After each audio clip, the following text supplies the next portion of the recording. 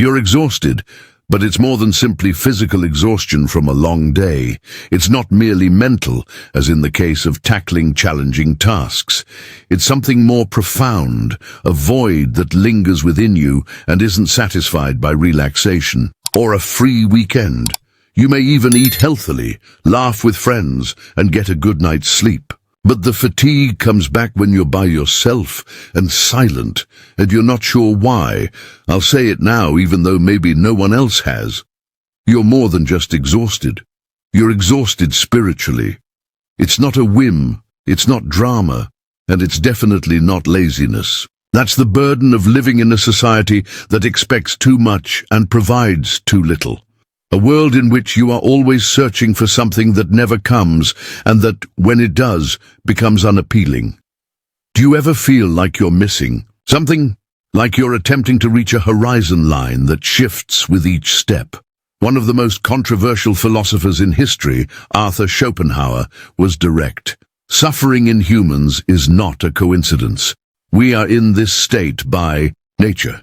He dispels the myth that we are here to be joyful in his seminal essay, The World as Will and Representation. He believed that everything in the world, including you, me, animals, nature, and the cosmos, was just an illogical and blind expression of an unending force he named will. The force behind existence is this will. However, it lacks a purpose, looks for significance, and is unaware of serenity. It only wants. And the more it wants, the more it pulls us into a never-ending loop of anguish, boredom, and frustration. We are this will. The search of happiness is therefore doomed from the beginning, because we never really get what we want, and the things that make us happy don't last very long. This invisible conflict is the cause of your weariness. You're not living your life incorrectly.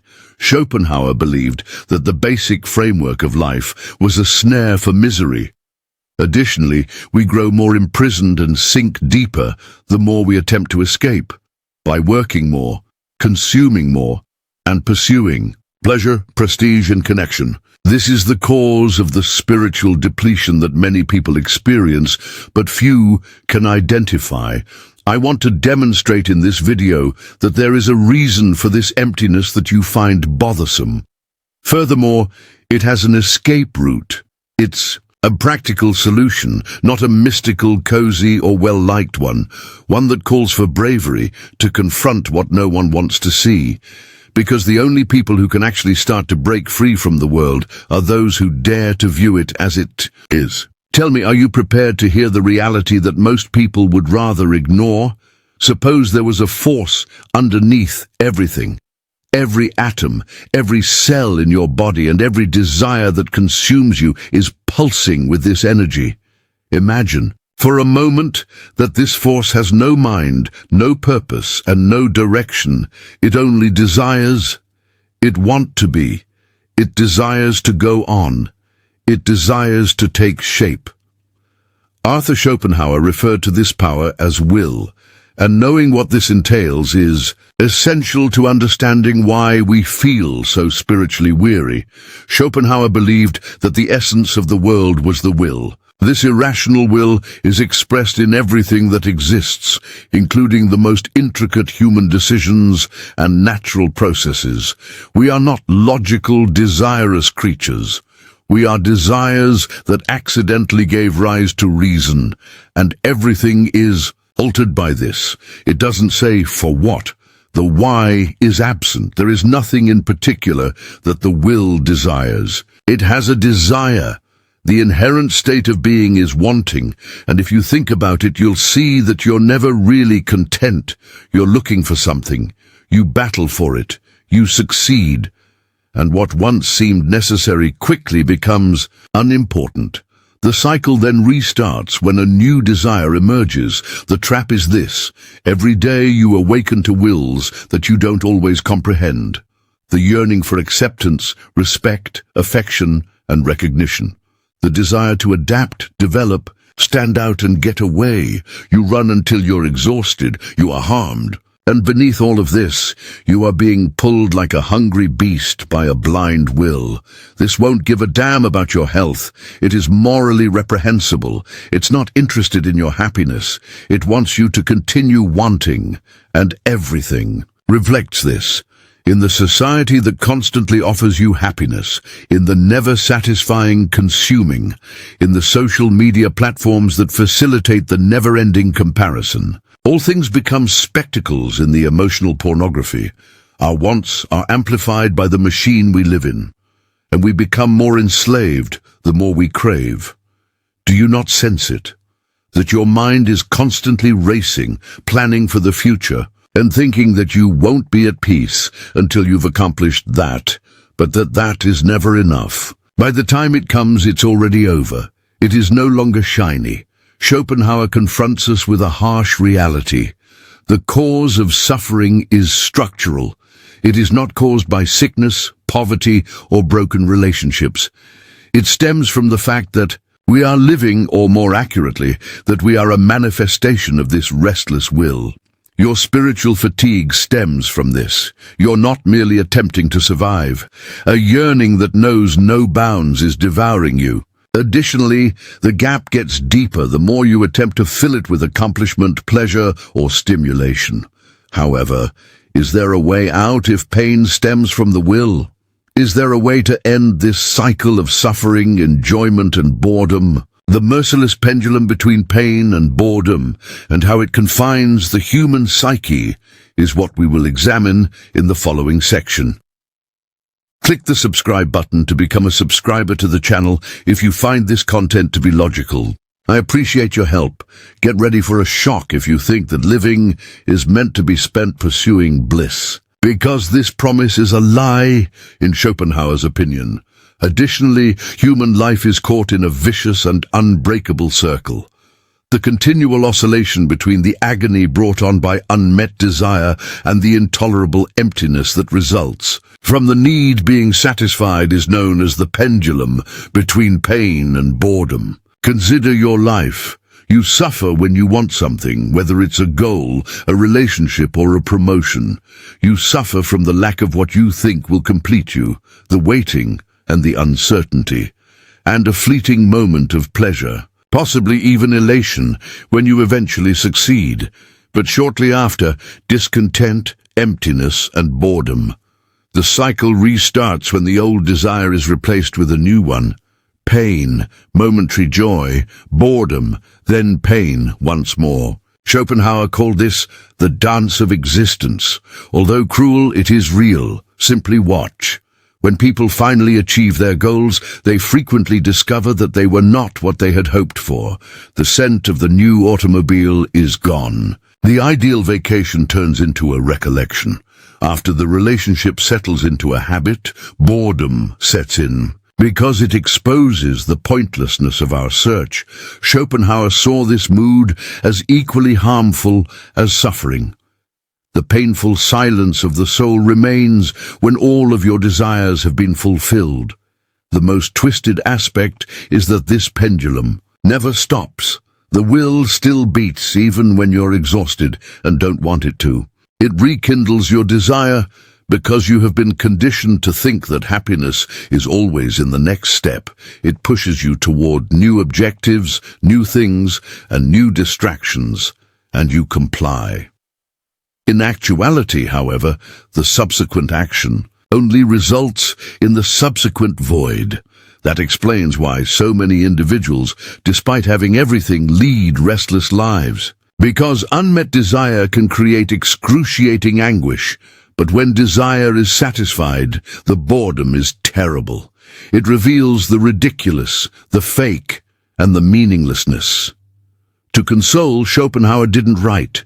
To waken, he wrote, and it hurts. To wake up, it compels us to view life without the prism of naive optimism, and to consider the possibility that the misery we endure on a daily basis is not a fault of life, but rather a result of its very operation. If this cycle is unavoidable, and life is a seesaw between suffering and boredom, you could be asking where it came from. Why are we so susceptible to this harmful trend? The answer is found in the most overlooked aspect of contemporary life, the daily, silent battle we fight within ourselves. We shall examine the source of this existential fatigue and how modern civilization simply exacerbates it in the following part. Have you ever had the feeling that everything you do is predetermined? You get up, work, eat, reply to messages, and hurry to stay on top of everything. You feel as though you haven't really lived at the end of the day, despite having accomplished everything. This is the image of the modern soul, one that is more than worn out and being torn apart in silence by an internal conflict that almost anyone notices. Schopenhauer, however, witnessed it and vividly recounted this conflict. Never before has the will, this blind and ravenous force that lives inside of us, been so well fed as it is now. In actuality, our civilization is a factory of desires. Every second, promises of bliss are thrown at us. A revolutionary diet that will change the way your body functions. A new path that will transform your professional life. A brand new app that will make your life better. A new product that will increase your productivity, attractiveness, and desirability. And you, in the middle of all of this, you're attempting to fill a gap that keeps getting wider. You never achieve the ideal you're chasing. You keep saying, "I'm tired," like a mantra without understanding that it's an existential rather than bodily feeling. In actuality, we are undergoing internal mutilation. We learn from the culture of productivity that slowing down is a sign of failure, that pausing is a waste of time, and that relaxing is laziness. Therefore, we keep hurting ourselves for a success that never comes with serenity. And because the will is never satiated, the restlessness persists even after we accomplish our objectives. It is never contented.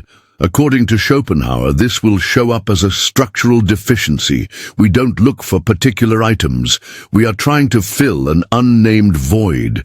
Because of this, many people live suffocated by a sense that something is missing, despite their comfort, technology, connections, and accomplishments. Furthermore, what is lacking cannot be purchased or obtained, because the halt, the quiet, and the cessation of desire are what are lacking. However, this end never comes. The cruelest part is that we feel more helpless the more we realize how fierce this internal conflict is. We are aware that we are harming ourselves, but we are unable to stop. We are pushed back to the battlefield by the routine, the system, and other people's expectations. Everyone fights in a war that no one declared, and we are soldiers in it. Do you not sense this? This weariness that doesn't seem to have a reason. There is an inexplicable restlessness, this melancholy that appears, even in the midst of happiness. This is how the will is reflected. What you want and what will never be enough are engaged in a silent fight. But in addition to recognizing this suffering, Schopenhauer also demonstrated how we are tricked by a subtle yet harmful promise. That bliss is only a step away, waiting for us to accomplish something else. The next poison we must reveal is this. We shall examine the trap of hope and why pursuing happiness could be your biggest mistake in the following section. From an early age, you have been conditioned to believe in a narrative that states that happiness, which everyone claims to desire, will be yours if you make the right decisions, work hard, and are a decent person. Fair, huh? What if I told you, however, that this promise is a trap? That the entire notion of happiness as we have been trained to see it is the poison that drives your annoyance. Schopenhauer was straightforward and unyielding. Hope is a lie masquerading as virtue. Indeed, it keeps us going, but in circles, because hope is constantly focused on the future, on the not yet. And as long as we hold on to the hope that it will get better, it will work out, or I will be able to be happy, we are denying the current moment without realizing it. We hope that the suffering will stop, the void will be filled, and at last there will be peace. However, it never materializes. Why doesn't it arrive? Because it is not permitted by the will. Keep in mind that the will wants to desire rather than to have an end. This implies that happiness is not a permanent state, despite what we are taught. It is a transitional period between two types of pain. We get a fleeting sense of happiness when we accomplish something we have long desired. However, it quickly dissipates and the urge transforms. A new need and goal emerge, bringing with them a fresh round of suffering. This is the actual manifestation of hope, a self-deceptive mechanism that keeps us from seeing the abyss. Furthermore, it makes us willing slaves. Schopenhauer believed that sorrow and hope were Siamese twins. Hope makes the pain last longer. It keeps us from embracing reality for what it is, chaotic, imperfect, and unsatisfactory. The happy industry is aware of this and takes advantage of your lack of knowledge. For this reason, they market self-help books, motivational seminars, and films that guarantee life-altering outcomes in just 21 days. You feel bad about not being joyful because of this, as though it were a moral failing. However, it isn't. The metaphysical framework of the will holds that existence is based on unhappiness, and battling it is like attempting to put out a fire with gasoline. Something inside of you starts to alter when you realize this fact. You give up on the mirage. You begin to see the process of suffering clearly. Then the inevitable question comes up. What are we left with if hope is a trap and happiness is a mirage? To sacrifice everything? To concede hopelessness? Schopenhauer provides a startling and incredibly freeing response.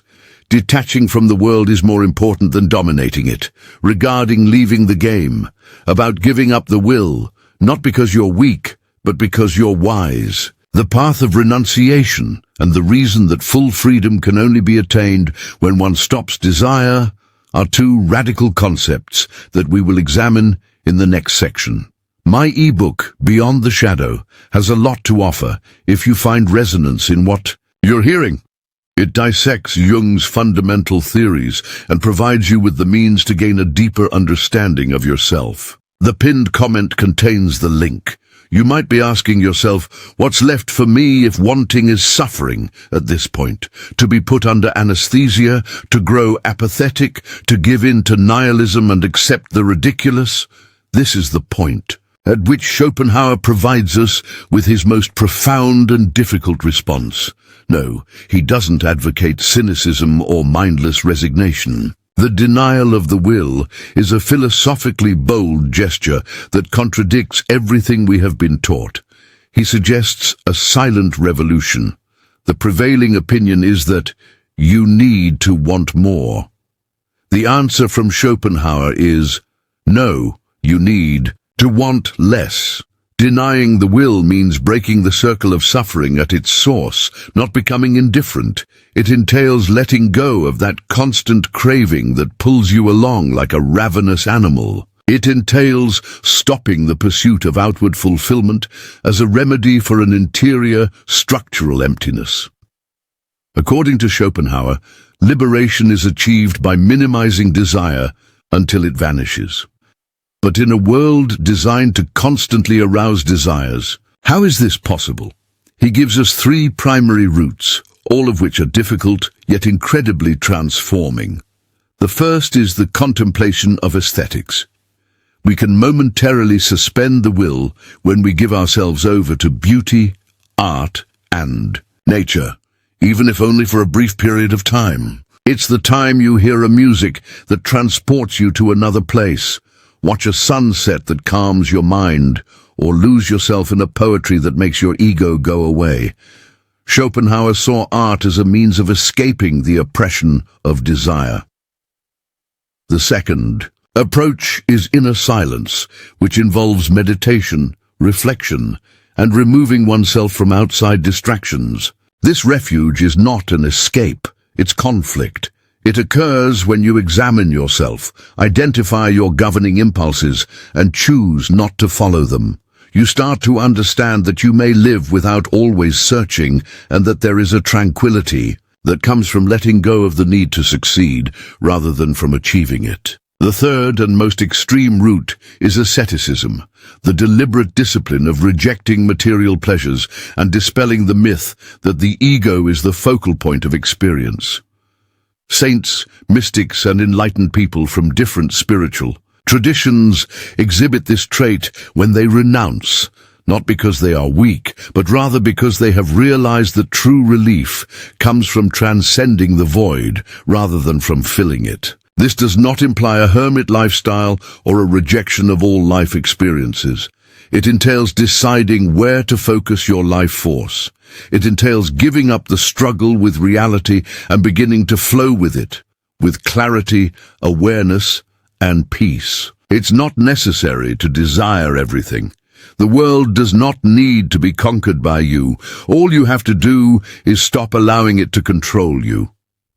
This is the major turning point that Schopenhauer suggests, letting go of the attachment to the world, rather than fighting it. He claims that although it is a difficult route, it is the only one that presents a genuine chance for peace. You've lived your entire life attempting to blend in and find a calm that always seems to elude you. All you needed to do, they said, was fight, strategize, and remain focused. They said that everything will work out if you were strong, resilient, and optimistic enough. In actuality, though, the emptiness persisted even after you had what you want. The weariness persisted.